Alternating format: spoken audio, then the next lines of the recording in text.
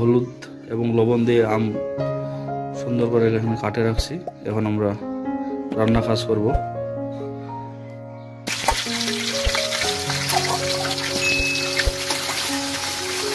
এখানে আদা বাটা এবং রসুন বাটা দেওয়া হলো গরম তেলের মধ্যে।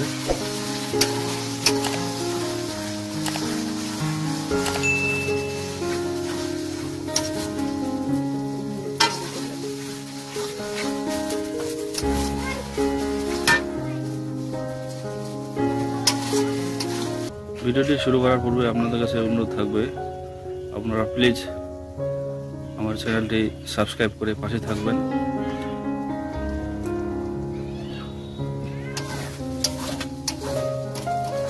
সম্পূর্ণ গ্রামীণ পদ্ধতিতে কিভাবে আমের আচার দেওয়া হয়, আপনারা এই ভিডিওটি সম্পূর্ণ দেখলে বুঝতে পারবেন যে গ্রামীণ আচার, আমের আচার কিভাবে দিচ্ছে।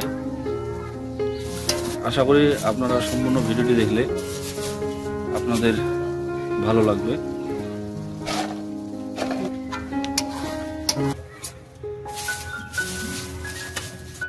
একটু বাড়া মশলা দেওয়া হচ্ছে।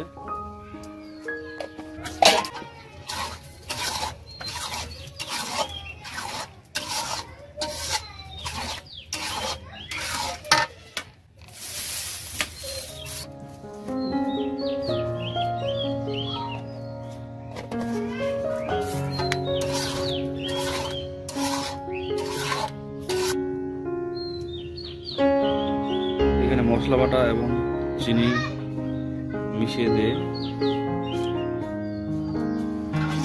এই দেখতেছেন একটা ঘ্রাণ সুন্দর আসতেছে।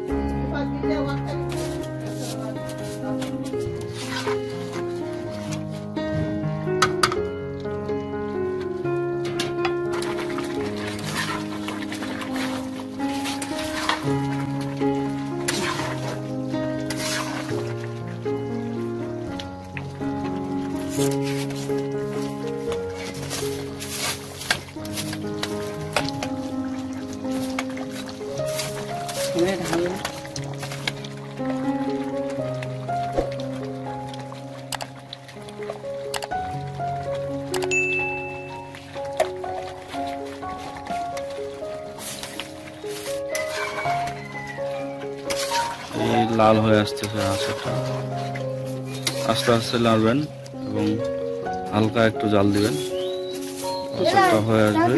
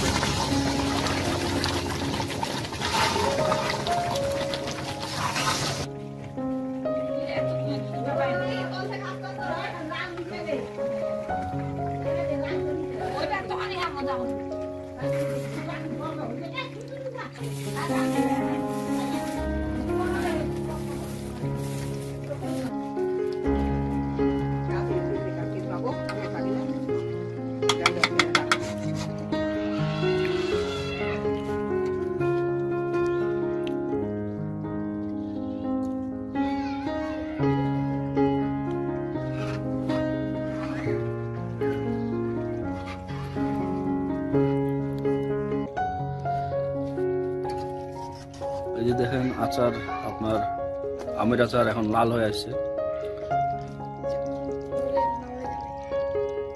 কিছুক্ষণ পরে চুলা থেকে আমরা এটা নামাবো। দেখেন আপনারা কি সুন্দর আচারের কালার চলে আসছে। বারো মশলা গুঁড়াটা দিলে আপনারা স্বাদটা আরো একটু বাড়ে যাবে। এখন আচার রান্না করা শেষ হয়ে গেছে। এখন নিশি আচারটা উঠাচ্ছে, খেয়ে দেখবে এখন আচার কেমন স্বাদ হয়েছে।